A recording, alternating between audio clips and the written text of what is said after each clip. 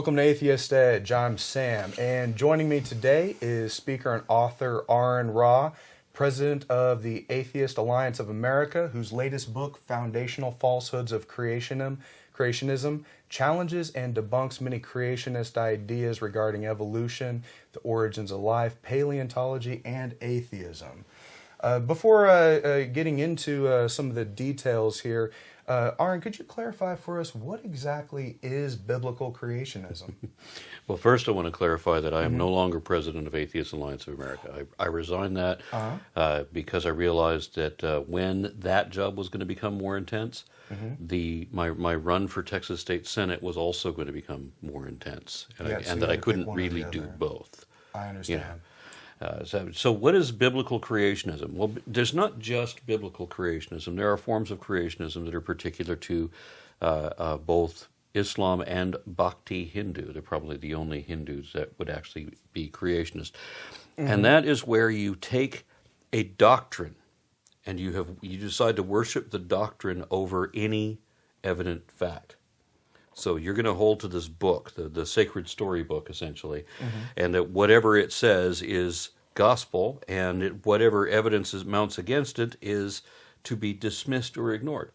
Now, all of the leading creationist organizations, whether it's Answers in Genesis or Institute for Creation Research, Creation.com, and a whole bunch of others, will actually post a statement of faith publicly as if this were something to be proud of, wherein they admit that no amount of proof to the contrary will ever change their minds, that they simply will ignore any amount of evidence. And sometimes they'll even state that. I mean, they phrase it different ways, different organizations do. Yeah. But they always end up coming to the same point, that no amount of evidence, be it historical or scientific or whatever, can ever be used to contradict their interpretations of Bronze Age folklore. So you've got Christian creationism, but you've also got Hindu creationism, Islamic creationism. Now, are they the exact same thing, or are they really drastically different because their origin books are different?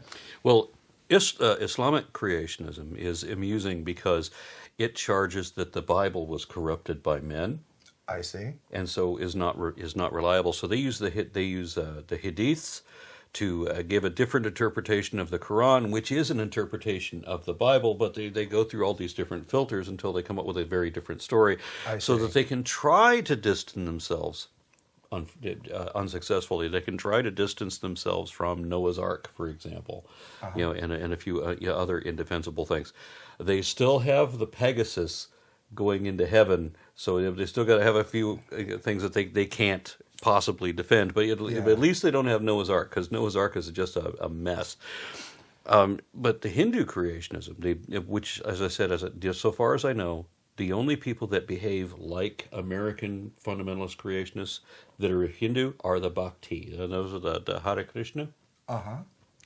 They have a very like American-style creationism, wherein they say that the Bhagavad Gita is God-breathed.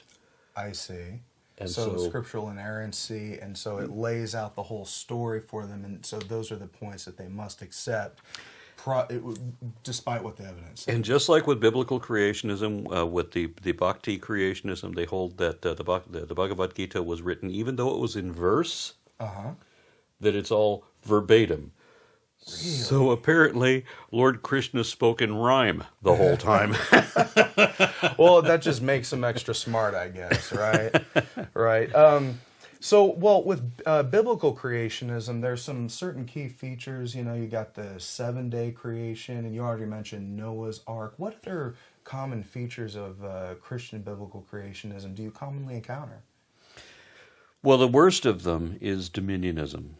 And that is not just the young earth thing, that's also the end times thing. And here's the reason that I became an activist is because some 20 years or so ago, I was on, back in the days of Usenet, I was talking to a bunch of believers, getting into that argument, and they started bragging to me that that their church had voted the way their ministers and told them to vote. And so that they had positioned certain judges and legislators and various levels of government as part of what was going to be soon revealed as the wedge strategy. So you get all of these grassroots churches and everything to tell people who to vote for, which was against the Johnson Amendment, which sadly doesn't exist anymore because we've elected the people that we did. But they were bragging that they had positioned all these people, and that ultimately the challenge was that they were going to start with evolution being taught in school. They were going to challenge that first, and if you can cast doubt as to the efficacy of science, then you can open a window for the God of the gaps fallacy to get people to believe in magic. God, right? Whatever you can't explain, God explains. Anything you can't explain, magic. Gotcha. So the thing that got you into activism wasn't that they were trying to address these issues on a scientific level, but they were trying to use politics and school boards and political strategy to get their message taught in schools to children. Now, I would think that honest, rational people would understand that, when you put two people on a debate stage, for example, that's not going to decide the truth of anything, because it is so much easier to tell 25 lies in a single minute, right, than it is to refute any one of those lies in that same minute, right? So, I mean, they have the obvious edge. And I've seen people like Dr. Kent Hovind, for example, right, yes. tell 21 lies in a 19-word sentence. So wow, it's possible to do that. No kidding. So the way to determine the truth about something is that when you make an assertion, let's say you're going to do a debate, but you're not going to do your debate live on stage. Yeah. Because then somebody can assert whatever the hell they want, and you have no way of knowing about it in advance or looking it up or being able to challenge it. They can spew out all this nonsense, and so you come out looking like a fool because you can't counter. You have to give them the benefit of the doubt, even when you know they're making shit up and they're just lying about it. Right. But if you do it as a written debate, so that person makes all of their points, and you have a chance to look everything up before you make your reply. It's not entertaining. It's not for a live audience. But it does establish that, hey, you said that this article said this. I read that article, and no, it doesn't say that. And here's the author saying that he said the very opposite of what you said he said. Yeah. And so forth. So if you want to establish the truth, you wouldn't do a live debate. But creationism wants to do the live debate because it's a show. It's selling snake oil. I see. So it's all about the illusion of conviction, right? That they would actually prefer confidence or an air of confidence over anything that is verifiably true. And very often they don't give a shit what is verifiably true. They want to believe what they want to believe. And they want to believe that they're never going to die. They want to believe that, wouldn't it be nice to think that the President of the United States has a personal interest in you and will always take care of your problems? Imagine that you have the President of the entire galaxy, right? You have the undisputed dictatorial monarch of everything, and the laws of physics bow to his whim. So they have the most infinitely powerful genie ever, and he's personally invested in you. It's a powerful message. Exactly. So people get to pretend all kinds of things. Right. So when you look at a number of mental disorders, people think they have a relationship with very famous and powerful people. Well, that's exactly what religion is, right? It's a mythical relationship to the most impressively powerful being imaginable, so that if you need to, you can request of this being that 2 + 2 not equal 4 on this particular Thursday, because that's the way you need things to work out. Right. And then confirmation bias. You ask your prayers, half the time God answered your prayer and gave you what you wanted, and half the time the Lord works in mysterious ways. Right.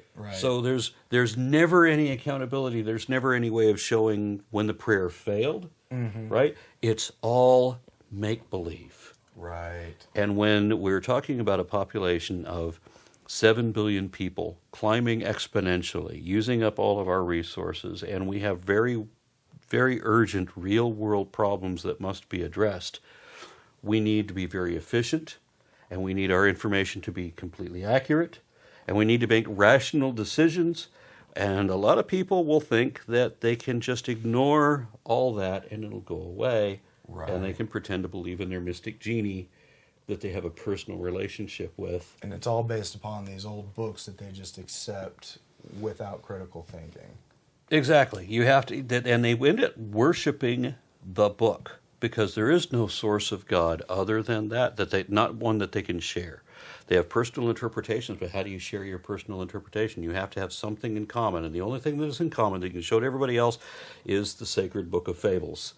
Right. And then you have to put your own spin on that because the book doesn't say what believers say it says. Right, right. 'Cause, I mean, in 2,000 years, there's all these different interpretations of Christianity, and some, what is it, 40,000 plus different Christian denominations. The number I heard was 30,000, but yeah, what's the difference, really? Yeah, it's several thousand, that's the point. Tens of thousands. And tens of I've heard thousands. that there are as many different Christian interpretations as there are Christians. And this Right. this is an interesting point, too. Mm-hmm. In one of my early discussions, when I first started doing this, and I first started exploring the believers' heads, why do you believe what you believe? I said, let's hypothetically, and they can't think hypothetically. That's a huge issue right there. Right. But let's hypothetically imagine that we've got this. We've got a form of technology just invented that can detect the properties of God and can verify those properties and verify whose interpretation of God is correct. Uh-huh. And what I was surprised to hear is that all of the believers that heard this, it instantly said, no such technology can ever exist. God must always be personal and individual. Meaning it has to be whatever the fuck you want God to be. Right. And there can never be anything to tell you that your version of God is incorrect and somebody else's version is correct and that you better change your mind. And so basically they're saying that knowledge of God is unverifiable. That's what they're admitting. And yet they still assert it as an absolute fact. Right. Because they believe in the illusion of conviction. And if you speak confidently, that somehow matters more than whether anything you said was accurate. Right. In your video series and book, you refute 15 false foundations of creationism, and we've covered several already. I'd like to cover just a few for the viewers today, a little bit later in the book. Number 8, in that section there, you were talking about mutations, and there's the idea that mutations are rare, harmful decreases in genetic information. Why is this not true? The first illusion there is people having the idea that some people are mutated and some are not. Everyone is a mutant. I mean, according to the National Public Library of Science, or I can't remember which one it is, PubMed, there was one study that showed that there was an average estimated of 128 mutations per human zygote. That's 128? That's where you start with. That's what everyone starts with. When the gamete cells meet, become a zygote, at that point, 128 mutations, and you accrue more as you age. Really? But usually the mutations you accrue after that don't really matter as far as it has to be something that before it can become part of evolution, it has to be an inherited mutation. So it has to be those things that end up being your gametes that become the next zygote. Those have to have certain mutations. And most of those mutations, obviously, if you have over 100 mutations per every single person, we're talking about very slight changes. Right. We are not talking about what the X-Men talks about, where one person has one mutation that gives him complete dinosaur wings with full-on asymmetrical feathers and all of that. That's all of the things that our mass media teaches us about mutations are all wrong. Really? The movie Lucy, what is it, Lucy? Where yeah. Scarlett Johansson Yes. has the accidental overdose of drugs, and suddenly she uses 100% of her brain, which is another bogus. Exactly. Yeah, another misnomer. And suddenly she can back up time and float through the air and do all of these other things that a human brain can't do on superchargers. It wouldn't. Exactly. It's physically impossible to do so. Exactly, but we don't have an understanding of this, and nor do we want one for to a large degree. People want to believe what they want to believe, and they want to make up more interesting things. Now, for me, Oprah Winfrey said that atheists lack the awe and wonder that believers have, but. And I am incensed at that statement because the only way that you can have awe and wonder is if you have a realistic foundation to build your perspective on. I mean, how can you be impressed by any number of numbers if you don't know what the expectations are? What are the reasonable effigies and naders in a given situation? And when something exceeds that, now I can be impressed. Right. But if you don't have a foundation in reality, if you're just making it all up, then what does it matter? Right. Nothing becomes impressive at that point because it's just, this is just God working in mysterious ways. And then if you are presented with something impressive, even if it's the most atheistic thing imaginable, people will always say, isn't it amazing how wonderful God is? Right. Like, did you miss the point? Yeah. Yes, exactly. Another common creationist falsehood, and this is in section 9 of your book, that no transitional fossil species has ever been found. Why is this false? One of the things that creationists do is they have it in this mindset that they have a number of created kinds. And so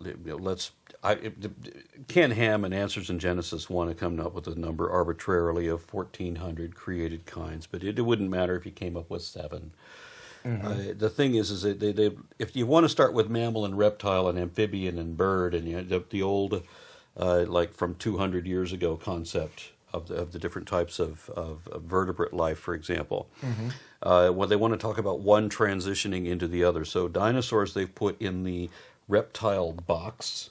Okay. Even though they don't fit in a reptile box. In cladistic phylogenetics, the reptile box doesn't even exist because we know it doesn't actually work. And neither does the fish box. Really? So fish and reptile are both meaningless cladistically. But if you're thinking in terms of these boxes, then you have birds, which are in one box, and dinosaurs were in another box, and how did you get from the box of dinosaurs to become the box of birds? Of course, it doesn't work that way.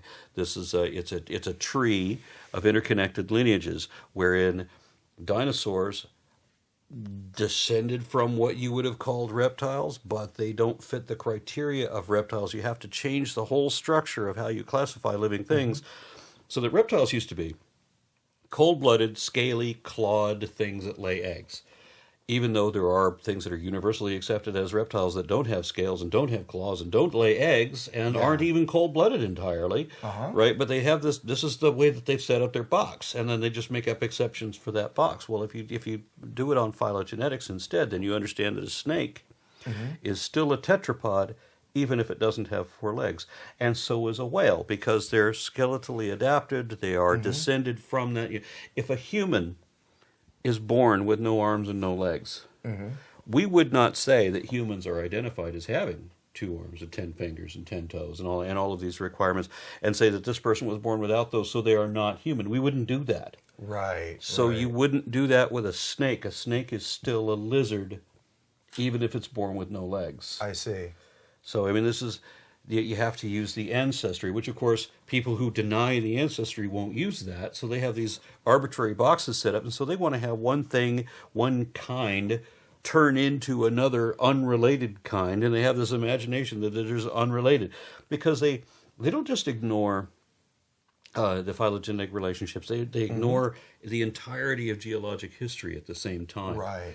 So what they want to think is that you have a horse and a zebra, and they can breed to become some hybrid thing, and then you have a lion and a tiger can breed, and they become some liger or something like that. I mean, so they've knocked out the vast majority of all of these ancestors in fossil forms to try to come up with these hybrids that they then say goes nowhere.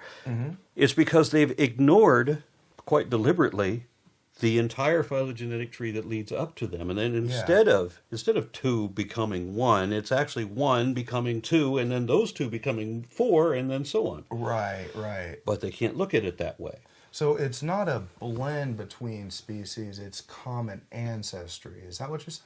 Exactly, and then 2 becomes 4 becomes 8 and 16 and 32 and 60, so far, and there's a tree, and fortunately I'm involved in one of these projects at the Phylogeny Explorer project. Yes, the Phylogeny Explorer project, and that's to it's to provide a online access resource to the Tree of Life, basically, to provide the most complete form that's out there, because there's been several attempts. Yeah, and there's been a couple of good ones. However, they ran out of funding. The best one so far was the Arizona Tree of Life project that ran out of funding back in 2000 before they'd even completed the Human Genome Project. So we know from the time that they the time that they lost funding, and their site is still available online, we know that there are dozens of corrections that genetics has revealed that need to be corrected on that original site. And because you have to be able to make... Let me put it another way. We were looking at things like anteaters and pangolins and aardvarks. None of those things have teeth, right? It was weird for a mammal to not have any teeth at all. So they decided that these must be a shared trait, and they put them all in one block. But the genetics actually showed that the aardvarks are closer related to elephants than they are to anything else. The pangolins are actually closer related to carnivores and creodonts, and the anteater is the only one that actually belongs in the category that they've created for all three of these. Likewise, bats. It was originally decided that microbats, which is the insectivores, and then macrobats, which is the fruit bats, they decided that the fruit bats were so much like primates, inside and out, skeletally and everything, that they look so much like primates. And then you get fine colugos and things like that that have the flying squirrel membrane, and they're on the border of being primates themselves. So they decided that macrobats were actually primates, and it was convergently related to the microbats. The genetics showed that this was not the case. That the macrobats, the microbats are the same derivation, and they just superficially look like. And the only reason they look like mammals is because they're so freaking big. I see. So what you're pointing to is that genetics has superseded the old methods of classification based upon just observing physical features and making measurements. Yeah, now I just want to make sure that we understand that I gave you 2 exceptions to where we come up with a morphological determination of the way these relationships work, and then these are 2 times that genetics has shown, no, this is incorrect. Now, in most of the other times, the genetics has come back and say, yeah, that's exactly what it is. So the genetics it has the ability to confirm it or deny. Confirm or correct. Or correct the previous classifications. Yeah, and most of the time, it's straight up accurate. I see. There's only, and I bring up the 2 exceptions because that's what people want to hear. Right. But there's that very rare exception that happens. I see. Another, and it's the same thing as when you get on Montel Williams to do the paternity test with the GNA. Exact same thing occurs, right? They have genetic confirmation that humans are apes, not that we descended from apes, but that we are still apes right now. I see, because of the common ancestry. It's not just our morphology, our physical traits, the fact that we have fingerprints, the fact that we have fingernails, right? And the type of teeth that we have, every tooth that we have, every one of them. There's like 100 criteria to be an ape, and humans match all of them. You know what kind of animals have these ears? Apes. Monkeys. That's it. Yeah. And apes are a subset of monkeys, right? So the reason we have monkey ears is because we're fucking monkeys. But the genetics actually came back with even more, because the genetics found that when you started doing the human genome and started comparing this to other primates, they found that we have a whole bunch of dysfunctional monkey genes. We have genes that exist in monkeys, that work in monkeys, but are turned off in us. Really? So why do we have genes... dysfunctional, disabled monkey genes. Yeah. If we were special creations separate from monkeys, it doesn't add up. Why would we have broken genes? Period. Exactly. And finally, it's claimed that evolution cannot explain the origins of life, so therefore it is false. Why is this just not the case? Well, first of all, it says 2 criteria. Evolution is summarily defined as descent with inherent genetic modifications. So you first have to have descent, and genetics. Right. So you have to have a pre-existing genetics to modify in order to have descent with inherent modification. So there has to already be a life form in order for it to be evolution. Then it has to be population level. And here's another thing that people don't understand about evolution, and this is important. In order to understand, the best way, I think, to teach people how evolution works is to get them to understand the analogy of language, because languages evolve in a very similar way. Like you have Latin, for example, the original language of Latin, which is now extinct. It doesn't have to be extinct, right? There's no requirement that the original language be extinct, but in this case it is.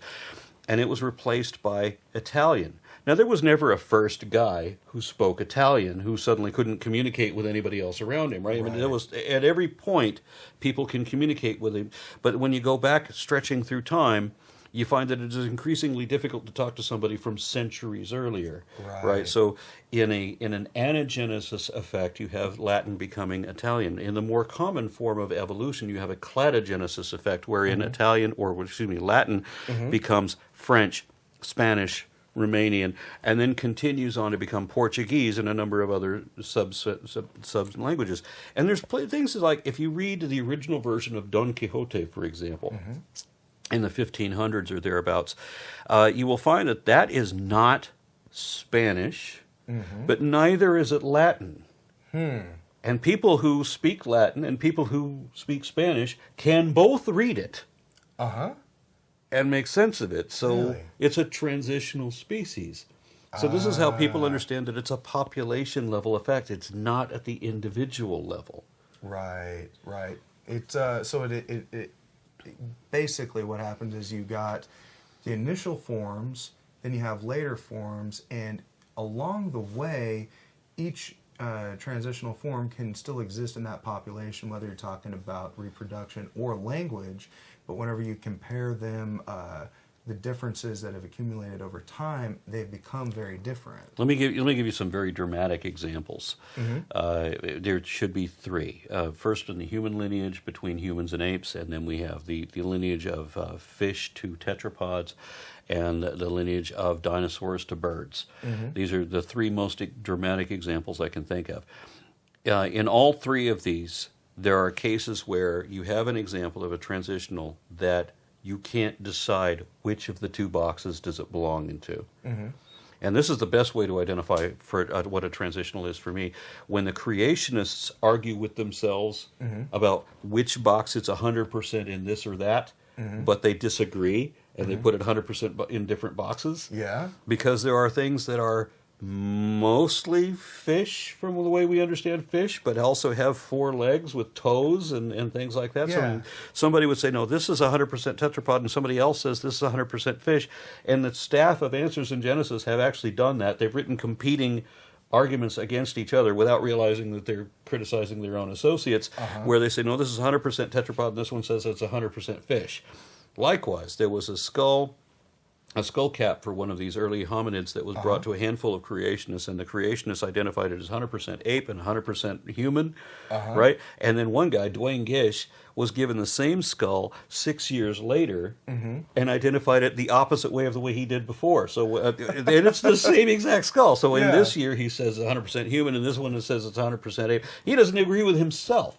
The only thing is that they have to create this arbitrary line so that it has to be either or. And then with dinosaurs, we have feathered dinosaurs that are virtually indistinguishable from birds. Things like Microraptor, which, by the way, when creationists want to bring up Archaeoraptor as being this great fraud, which nobody bought, by the way. You know, Kirk Cameron said that that fossil fooled the entire worldwide scientific community.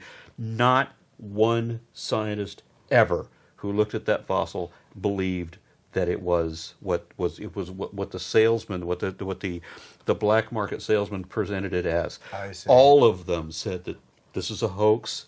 These are pieces glued together. This is not a legitimate fossil. But one of the pieces of that fossil turned out to belong to Microraptor, which was the holy grail of transitional species. We have a thing that was predicted when they discovered Archaeopteryx. They noticed that it had flight feathers on its legs. And so I think his name was William Beebe, the guy that was he was describing Microraptor or Archaeopteryx, and he says, you know what, I think that there was an earlier version of this that didn't have such long arm wings. Yeah. And it probably would have had equal length arm and leg wings, and if it did, he called it a Tetrapteryx. Uh-huh. And he made that prediction in like 1888. And that's what Microraptor turned out to be. It is the Tetrapteryx that he predicted. Yeah? So it's a four-winged, and it's not a bird. Yeah? It's a dinosaur. But there's a point where you can't make that distinction. Things like Caudipteryx zooey, for example. You have experts in the field who say, no, this is a bird, and who say, no, this is a dinosaur. And that's how you know it's transitional. Because they can't make up their mind. Right. Which it is. I mean, it's got a beak, it's got feathers, but it still has fingers and claws. Well, I've seen modern day birds. I used to have a pet emu that had arms, not wings. They have arms. Most people can't tell that an emu has arms because they're so tiny. They're like little T-Rex arms. They're little tiny things, and they're hidden inside the feathers. But if you search for them, they've got these itty-bitty little spindly arms. And the beautiful thing is they have one finger, and on the end of that one finger they have a claw. Now, here's the thing. Why would you have a claw on an arm that has no musculature? It cannot move its arms at all. So it's a vestigial organ. Exactly. Yeah. So that's why, I mean, it's the very definition of a and you can have vestigial features that have a different function or have a diminished version of the original function. Our fingernails were obviously originally claws. Our pathetic little canines were originally, much bigger and grander and had a different purpose. Yeah. But with the emu, it has these little tiny T-Rex arms, no musculature at all. The only way they can move is when its chest expands as it breathes, and that's it. Why would you have a claw? It can't use it. And the reason it has a claw is because it's a fucking dinosaur. Right. And it's not because there was a special creation by God of that. Yeah, I'm sorry to deprive people of that, but there is no God, and when you die, you're just fucking dead. That's it. But you know what? There's a grandeur in that. There's a salvation in that, because there's a different version of God than creationists want to imagine. They want to imagine that they'll be happy and comfortable forever, and they do not give any thought to this whole idea of heaven. I remember the way my grandmother described it. We will all be living in mansions.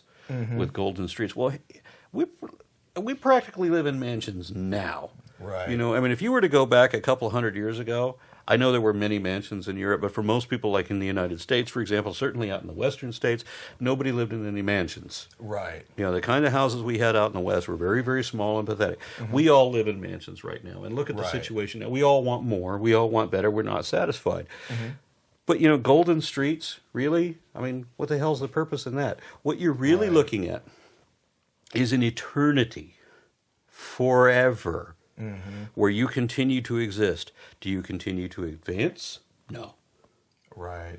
You don't. You are stuck in the presence of an indomitable despot who can read your mind, and you better be thinking nice thoughts all the time. Right. So you have no free thought. Right. Forever, for eternity. Just send me to hell. Yeah. Well, at least you got rock and roll in hell, as Bill Hicks would say. And they got great music. And much better company. Yeah. Well, Aron, thank you so much for joining us today. Before we go, you have any closing statements for us? I don't. Did we hit all your questions? I think I talked too much. No, we covered everything. Covered Excellent. all the major points. Again, Aron, thank you so much for joining us today on Atheist Edge and taking the time to speak with us. You can find his channel on YouTube, Aron Ra, ARONRA. If you'd like to support his efforts, you can become a patron on patreon.com, /Aron Ra, and we'll have links below for you. And if you happen to live in Texas, he is also running for Texas State Senate District 2. Again, thank you so much for joining us on Atheist Edge. I'm Sam. Cheers.